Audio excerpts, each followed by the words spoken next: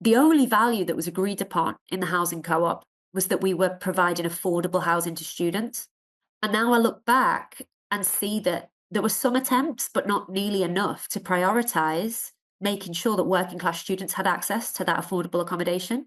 There was absolutely a prioritisation of certain cultural vibes and skills. So, oh, great, he's like a middle class white vegan who plays guitar and wants to turn the backyard into a vegetable garden. Like, amazing, let's have him.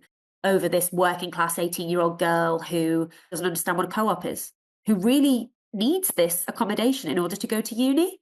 And I just think for so many students in the housing co-op, it was just this cultural plaything. I definitely got a level of like cultural and educational insight from that experience that I wouldn't have otherwise. But I feel really disappointed when I look back and see that we didn't prioritize working class kids enough. That was who that space should have been for.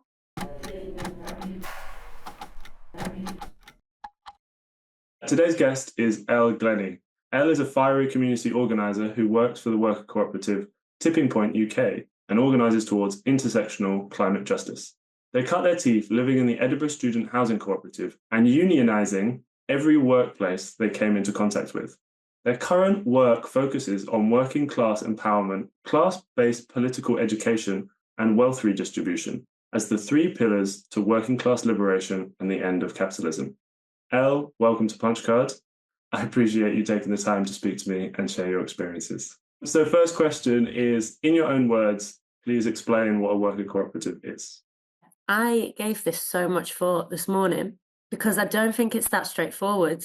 I mean, obviously, if we go back to the basics, a worker co-op that was inspired by working class struggles and solidarity against elites and management. In definition, a worker cooperative is still much the same as when they were first founded, that being a workplace run by and for workers. And it's, trying to flip the pyramid of power upside down so that workers have democratic control of their working conditions, sometimes getting rid of management, full stop. But the main difference in how worker cooperatives function today is much more to do with class.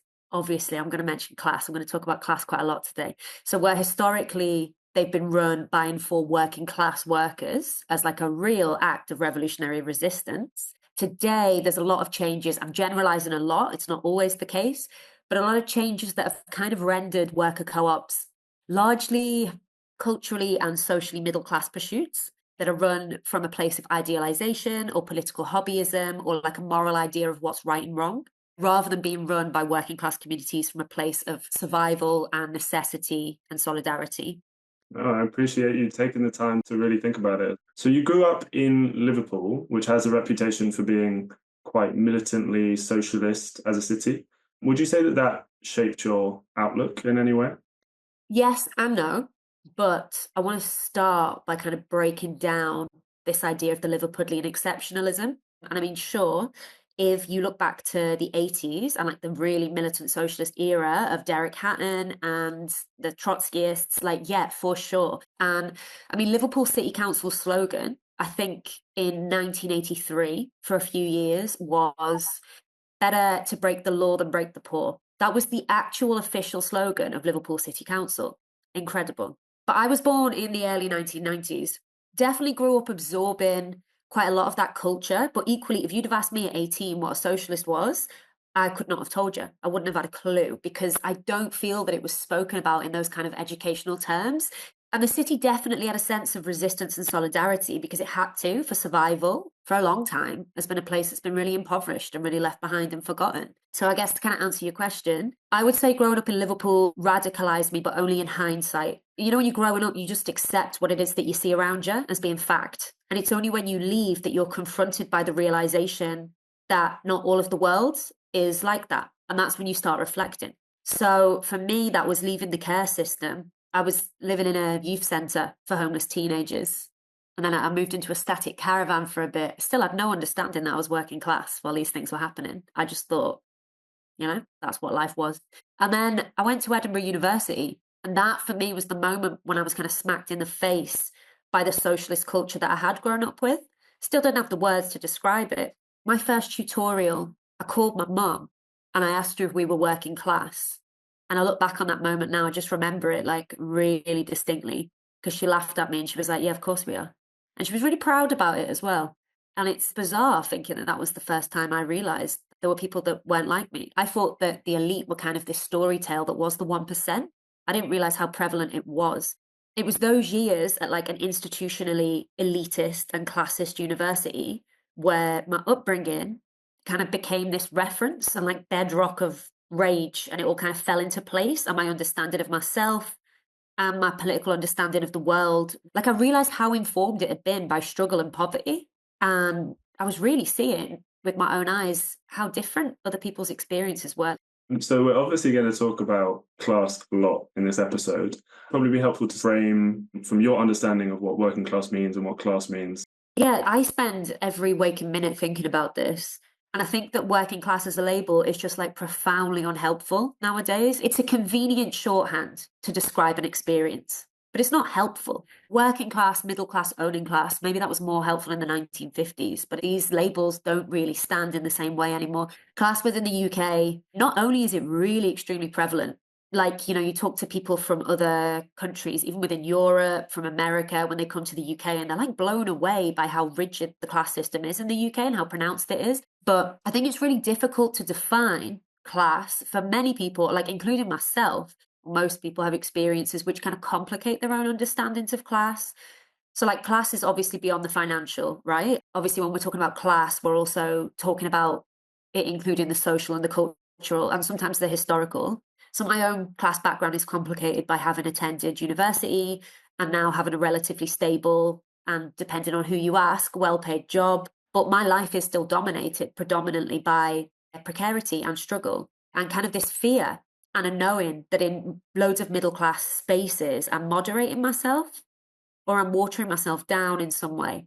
Working class, broadly speaking, for me is referring to those of us who understand that precarity and that struggle and like the real everlastingness of it, that it doesn't go away, whether that's through housing or the benefit system or debt or the prison system or like our hostile interactions with the state, the constant trauma and re-traumatization and stress and demonization. And I think there's something about a safety net. I feel like a lot of working class people are people whose safety net is ill-equipped to catch them when they fall. And I often use my own experience with addiction to kind of illustrate this. The material impacts of addiction really are classed. They're also gendered and racialized, but, you know, for the sake of simplicity here. But the material impacts are really specific for working class people. It's really hard to recover when the trauma keeps coming at you and the struggle for survival and the pressure of relapse, which leads to homelessness and joblessness, is huge. Like your safety net isn't there in the way that you need it to be. I'm talking a lot about inheritance at the moment with people. This is a big part that defines our class experiences, and I don't think people talk about it enough. And that's really, right now, one of the main things I'm trying to get across when we talk about class, especially given that half of us are about to witness the largest handover of intergenerational wealth that has ever happened in humanity, and the other half are going to receive it. Even prior to inheriting money, a lot of middle class people and owning class people's life choices and outlook, whether they realize it or not, is completely shaped by the security that that future inheritance offers. Even if they've never spoken to their parents explicitly about that inheritance, or it's not even been agreed upon or guaranteed, it's just this understanding that you'll get it. Of course you will. And that kind of promise of future inheritance influences people's ability to choose a low paying third sector job, their ability to like retrain, their ability to consider having children, buying a home, traveling, owning a car. Even if that promise of inheritance is unspoken and it's just assumed, they're not trying to build themselves a security network in the same way, because that inheritance just offers this sense of security. It's a really neat way of explaining it that I haven't heard it in those exact words, like having a safety net or not having a safety net. Although you weren't aware of your class when you were younger, you did experience classism and a sort of... Yeah, definitely. Like this whole idea of this symbolic classist violence. A lot of working class kids go to school where a lot of the teachers are middle class people, and they're instilling not just the education, but the values. And the values are often, this is the rules of the game. This is the way the state wants you to be a productive member of society. And for so many kids from working class backgrounds, for a whole host of reasons, they can't play that game, or they won't play that game. Really fucking fair if they won't play that game. think my brother's one of those people. He just wouldn't play the game. And I did play that game. I was quite gifted intellectually. And I remember a teacher saying to me, I think the exact word she used was like, your education is your passport to the world. And I was like, well, fuck yeah, I want to travel all over the world. So I'm going to really put my head down and I'm going to really focus. And I think there was kind of two things going on for me. One was that schooling was an escape for me from a lot of the difficulties that were happening at home. But I was also kind of fed this narrative from teachers, the good child and the bad child. I was a good child. I was having a hard time, and that made me even better because I was really putting my head down. And I was really thinking. I was gifted. I was talented. In hindsight, taught to look down on the kids that came from really similar places to me, but weren't playing by the rules. They weren't playing the game properly. And I think what was hard for me when I was at school, I was asked to attend the Sutton Trust school program, which is a program that I'm not going to do it justice here, explaining my experience, but it basically assimilates working class, quote unquote, intellectual children to be middle class, good kids to get into good universities to fill the university quotas. It wasn't about owning where we came from and going to these institutions for university and really being proud of who we were. It was about minimizing ourselves and speaking in certain ways so that Cambridge University could tick a little box and say, oh, we've got a care leaver in this class. And Edinburgh University, for so many reasons, was even worse. When I say the classism I experienced there was violent, it was violent. I wish that we let working class kids just be who they are without only giving them a pat on the back when they play by middle class rules. I think that's what's kind of wounded me quite a lot, realizing that I probably enacted quite a lot of middle class violence that had been taught to me onto working class kids around me, in like classist understandings of me doing better than they were. And that's really sad. And that's like a really intentional thing that the schooling system does to separate and to make sure that the working class isn't united. Those that play by the rules are rewarded for a meritocratic system, and those that aren't.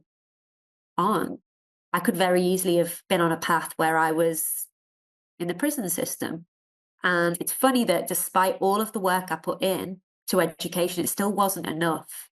Like I still struggle.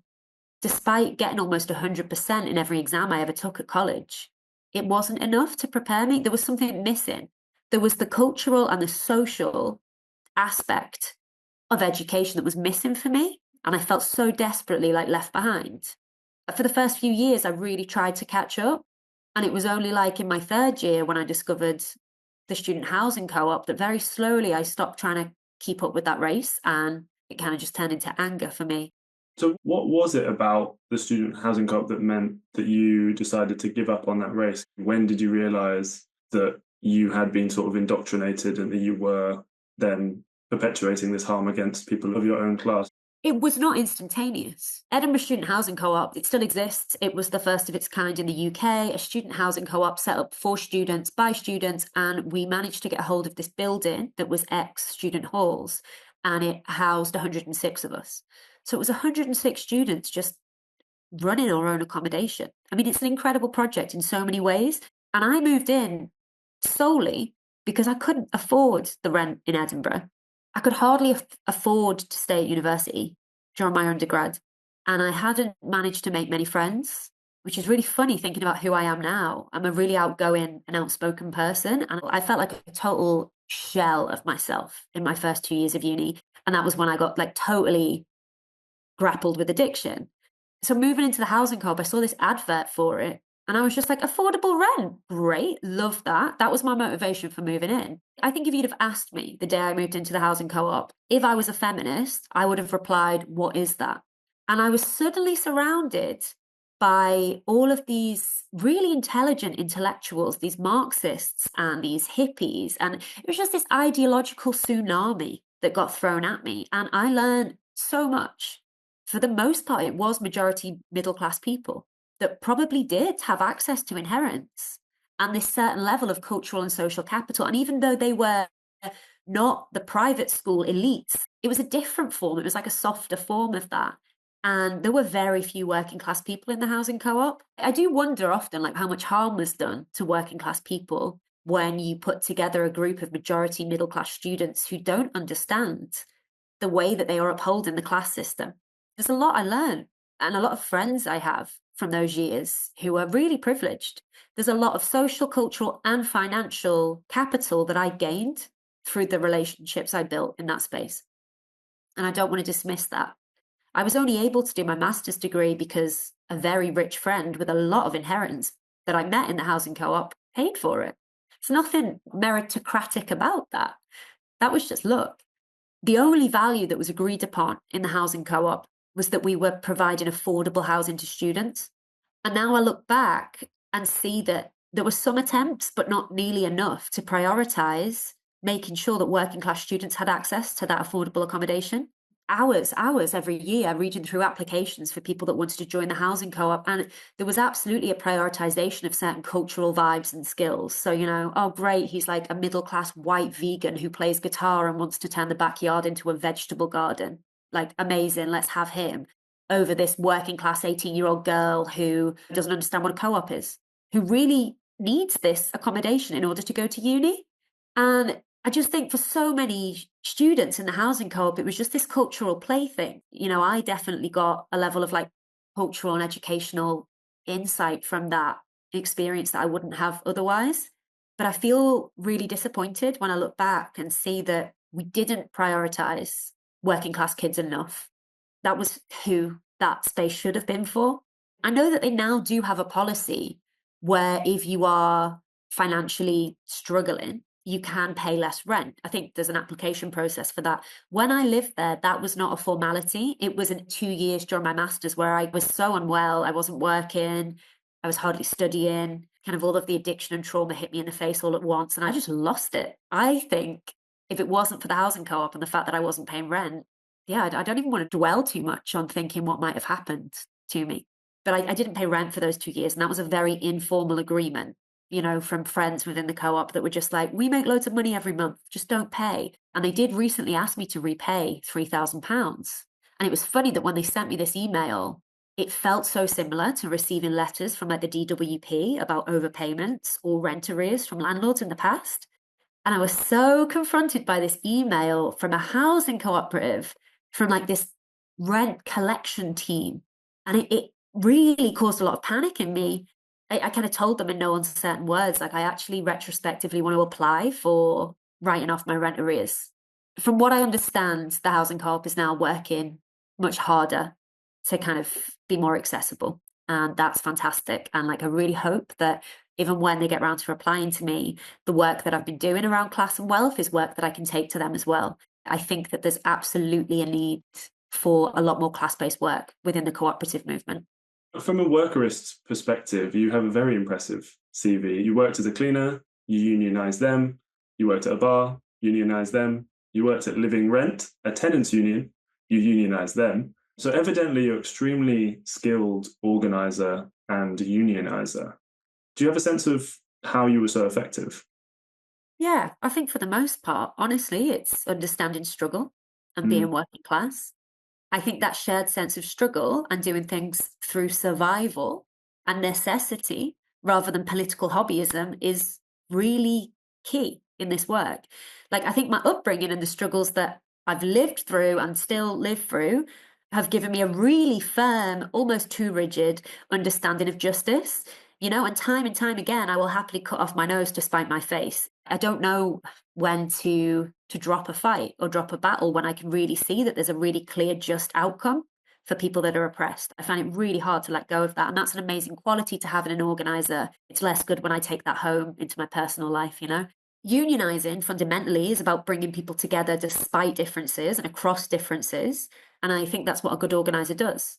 You're looking at the conflicts that exist in a space. You're thinking, why do they exist? This is getting in the way of the real fight that needs to be fought here. How do I resolve these conflicts and make them see that this isn't a fight worth fighting? If I think about like a tenants union, like Living Rent, it's not about blaming a migrant family for having access to really shitty substandard social housing. It's about realizing that the common landlord in your situation has the ability to make everybody's circumstances better. And that's what's being withheld from you. So why did you decide to try and unionize all these other places that you worked, and you didn't kind of pursue an avenue to getting them towards being a worker co-op? Two reasons. One, what's realistic? It takes a lot of labour to make a worker co-op function.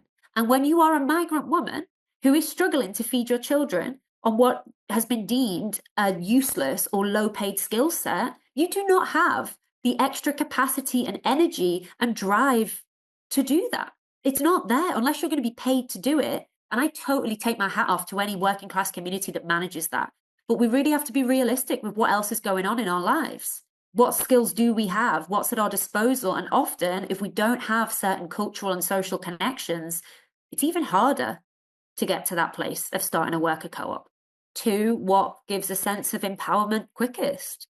I think when it comes to working class power, a real understanding of working class power, a highly unionized workplace can often be a more empowering solution. Worker co-ops can foster this kind of false sense of camaraderie where we're all equal, but we're not. And we're not talking about those power imbalances that just so often get swept under the rug and render a lot of working class people and other people from marginalized backgrounds as powerless, particularly those whose skill sets are deemed low value or those who don't have access to the same cultural capital as I do from going to university.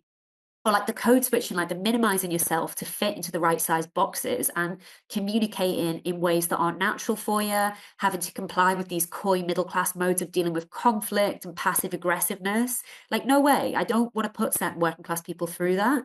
A unionized workforce that knows its power and really has a fully realized understanding of its sense of power can utilize its labor to achieve what it needs and wants against like this clearly defined enemy. And that's easy. It fosters a much greater sense of real solidarity and empowerment for working class people. So I was a cleaner for about a decade. For a long time, I worked for this big arts venue in Edinburgh that was really hierarchical, and the cleaning staff were the bottom of the pile, treated like shit. Everyone except me was a migrant who spoke English as a second language. They were all women, and they were all doing that job because that's what their skill set allowed them to do. It wasn't really a choice. It was survival and necessity. And with that workplace, I did my best to try and unionize. We managed to get a pay rise at the start of COVID. The eco cleaning co-op, for the most part, wasn't full of working class migrants and women. It was full of students and hippies and bohemian liberals who did cleaning work on the side of training to be a body worker or circus school or climate campaigning. You know, like we once got the day off to go to this big climate rally together. The culture was just different. It wasn't about working class power. Something that I feel in my own workplace sometimes as well is this kind of naivety or like overlooking of the problems that working class people face in their lives. Like I mentioned, that sense of precarity, that lack of a safety net, the constant feeling of being really close to panic and fear. And when that is so prevalent in your life, you don't rest, you don't breathe, you don't relax. Working class people are so tired and precarious that we don't have the drive and the tools and the energy to fight for the socialist future that maybe we should be. And I'm never going to shame anyone for that.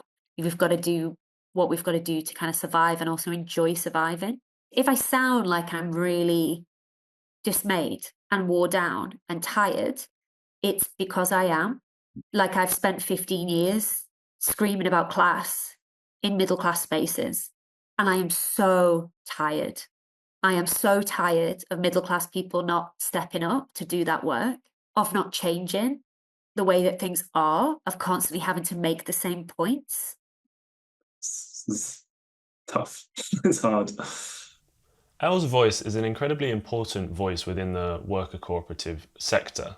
Their criticism and the challenges and the questions that they bring up around classism within co-ops is something that isn't talked about enough, and the solutions that Elle and A Revolting Class and the Classwork Project and other worker co-ops working on education and redistribution around class are doing is incredible. So if you want to hear from more challenging and insightful voices like Elle's, then go to opencollective.com/workerscoop/projects/punchcard and start making a regular £5 a month contribution. The link will be in the show notes. So you work at Tipping Point UK, a worker cooperative. Firstly, can you just tell us what Tipping Point UK is and what it does? Tipping Point has been around for like the past 3 or 4 years. We're a worker co-op of around 22 organisers based all across the UK that broadly work towards climate justice. And we take a really intersectional view of climate justice. We see migrant justice, class justice, race justice, finance justice, disability justice, food justice, all of these things as being critical to climate justice. So the work that we do is organising communities and grassroots groups and people to realise and harness and build their power in the face of the huge inequalities that late stage capitalism is producing. For me personally, climate justice now is so far removed from the amount of actual carbon in the atmosphere. I hate to say that, but that ship has sailed. And I respect a lot of the work that a lot of people do to stop that ship's speed. But for me, we need to be building strong communities that can withstand the effects, be those hydrometeorological or ideological. Like a community needs the tools to kind of navigate anti-migrant rhetoric just as much as it does the tools and the infrastructure to prevent coastal flooding. And both are important in equal measure when we're considering climate justice. So my personal focus now is around class and wealth inequality and harnessing the collective power of the working class, encouraging middle class and owning class people to become class traitors in order to topple capitalist systems and stop climate injustice. But I have colleagues who work on a really broad range of incredible things like reparations. Some work on specific fossil fuel projects. Some work on taking down financial institutions. Some do work on trade unions, migrant empowerment, loss and damage, working class organising. Like we just have a rightfully really broad understanding of climate justice and hope. And you joined Tipping Point as their fossil finance officer. Can you just tell us what that means and how you went about broadening the engagement with climate action in general?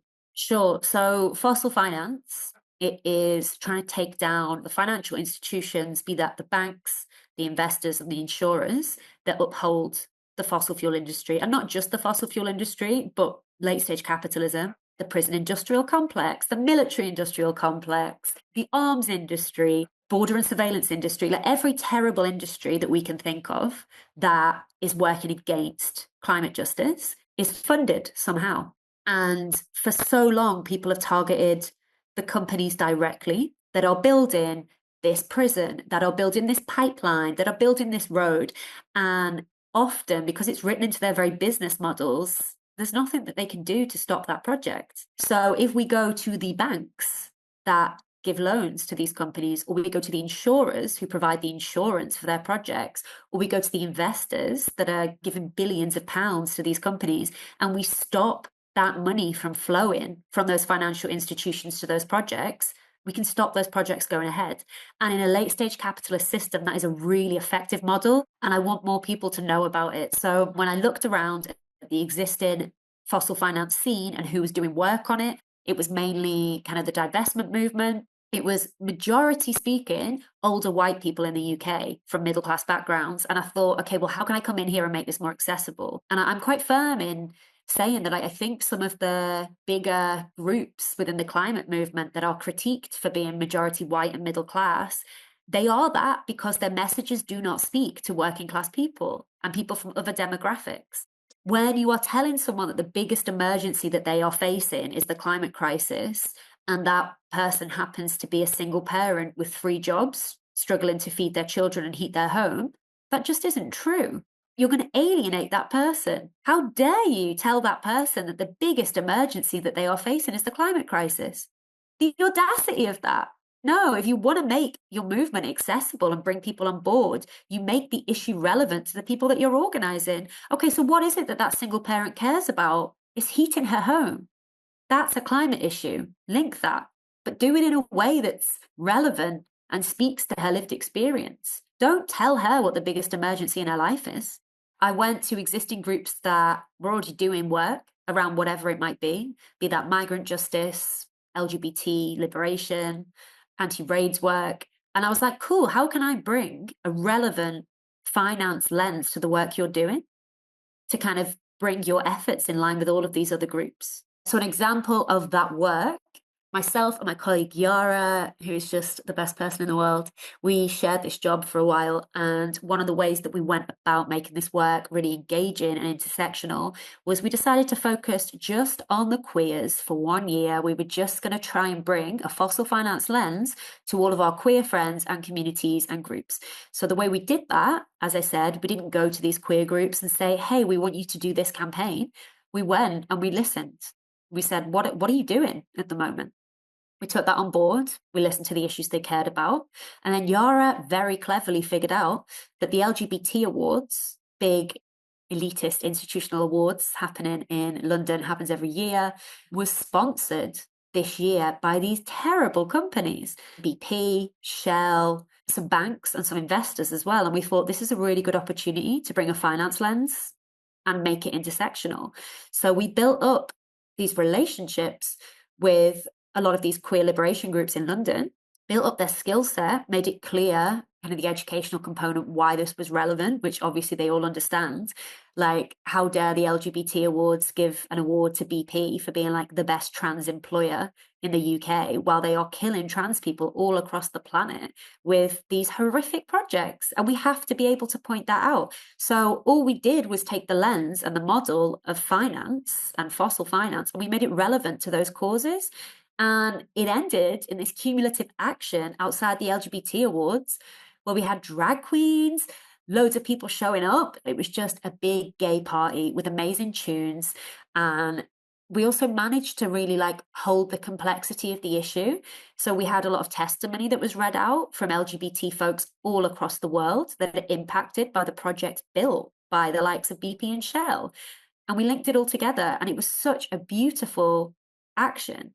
And that led to not only like a stronger coalition of queer groups in London that now have deeper relationships with each other, but also they now all have the tools and the education to organize better and to understand how to use a finance lens. And then the next year we were like, okay, time to start working on detention centers. Let's repeat the same thing. And I think that's a really nice model of organizing, to go to a group and to see how you make your issue relevant to them, rather than telling them what it is that they should be doing and what it is that they should be caring about.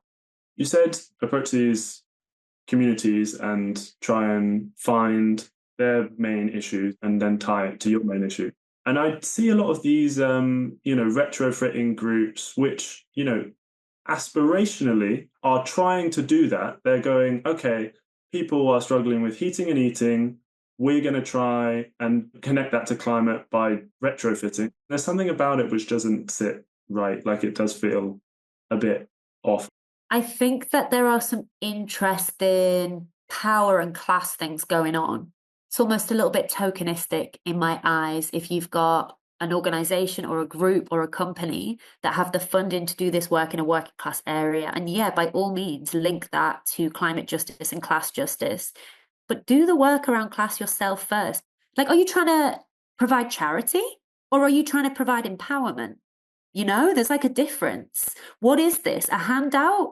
Or are you trying to organize these people? Make your mind up, because you can't do both. The model of charity doesn't empower people to just give to them. And if you're coming from these professions, like the world of engineering, relatively middle-class professions where the culture is predominantly white and middle class, and you haven't done that work around class, and then you're going into these communities to try and quote unquote organize them, into retrofitting buildings, like really have a think about who you're trying to serve and how. If you're going in with a really solid idea of what it is that community needs and wants, and you're giving it under the guise of organizing or empowerment, that's not what's happening. I think that Live in Rent do some brilliant work around this. I think that Fuel Poverty Action are really the experts on this. And these are organizations that have to be listened to, and not just like tokenistically brought in tick box exercises, but like really given the power to influence these decisions. Can you maybe go into a bit more detail of like where you're finding your energy is going? Because obviously you're saying you're being drawn away from climate and you're more interested in working with working class people. Yeah, so I've been working with this little group of other working class organizers, trying to increase political education, trying to get this really emotive and political work out there, and really trying to challenge a lot of social justice spaces on class.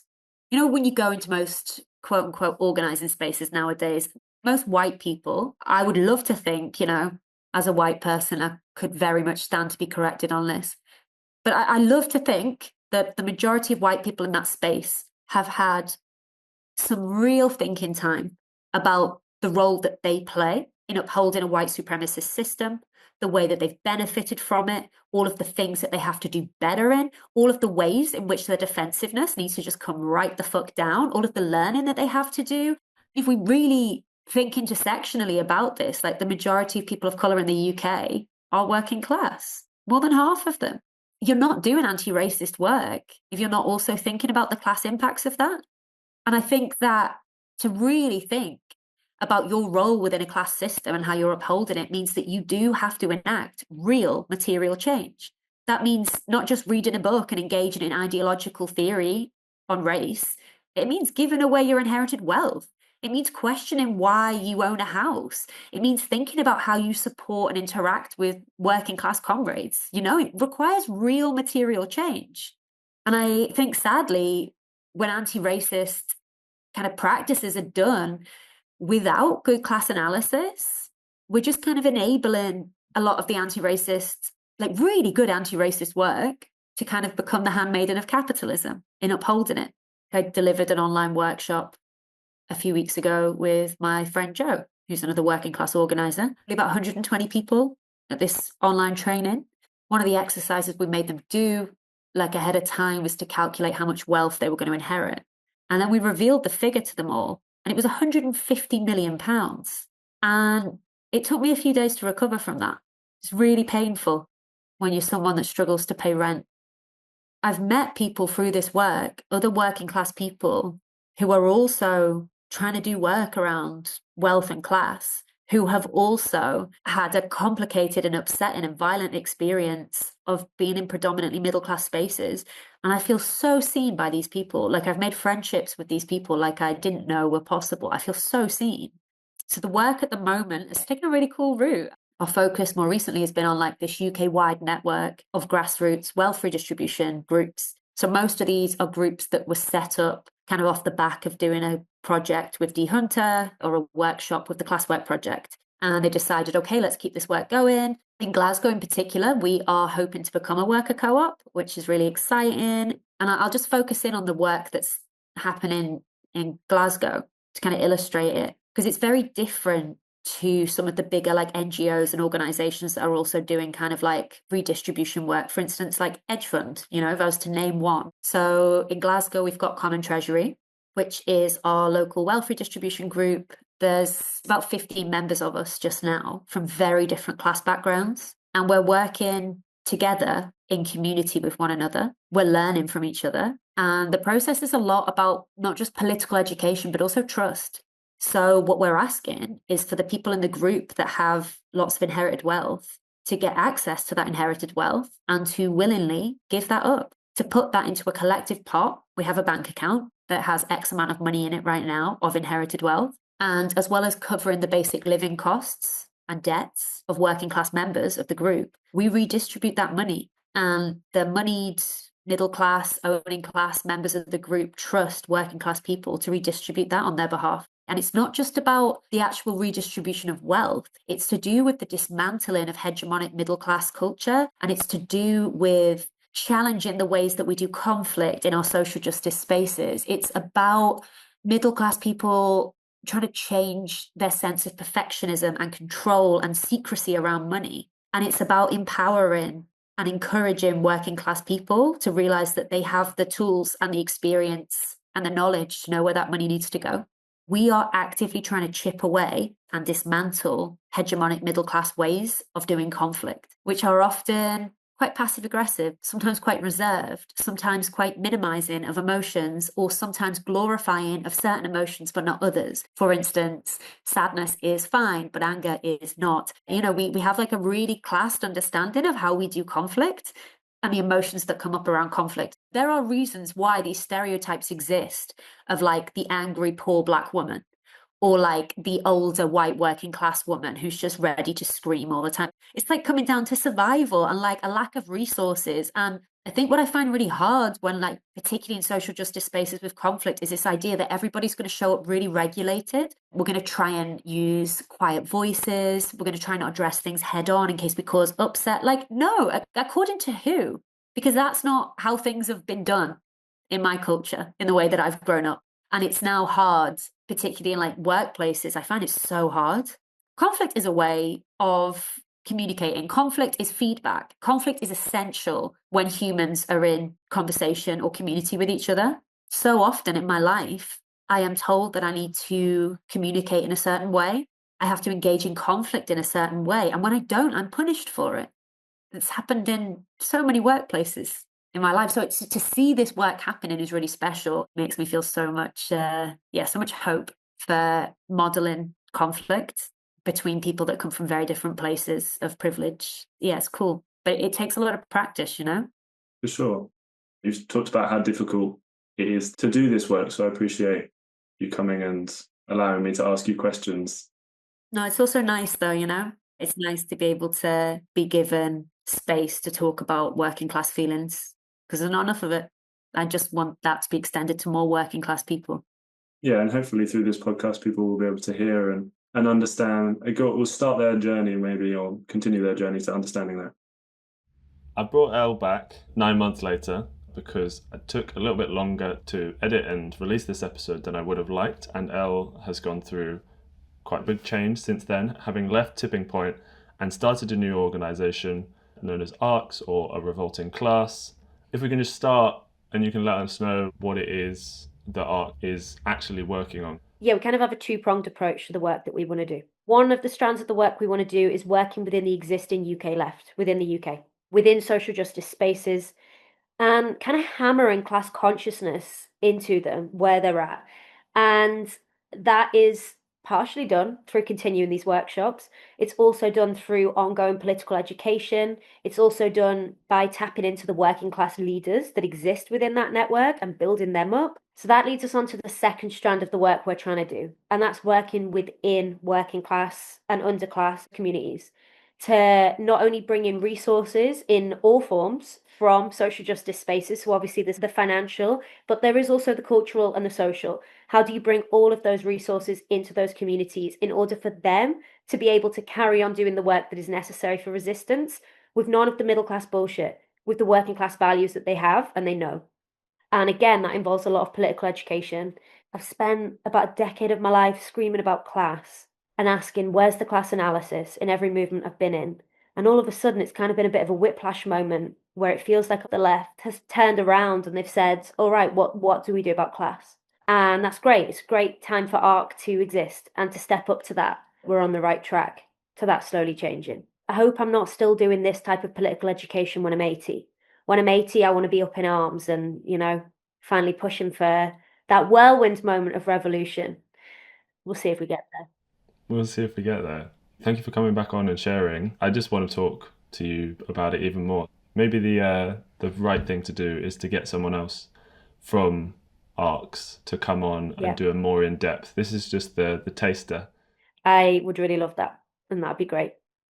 And on that note, thank you everybody for listening. If you haven't already, please subscribe to our podcast on Spotify or Apple Podcasts or on YouTube or just wherever else you listen to your podcasts. And we are currently producing about one a month. Keep an eye out for the next episode. Yeah, thanks a lot.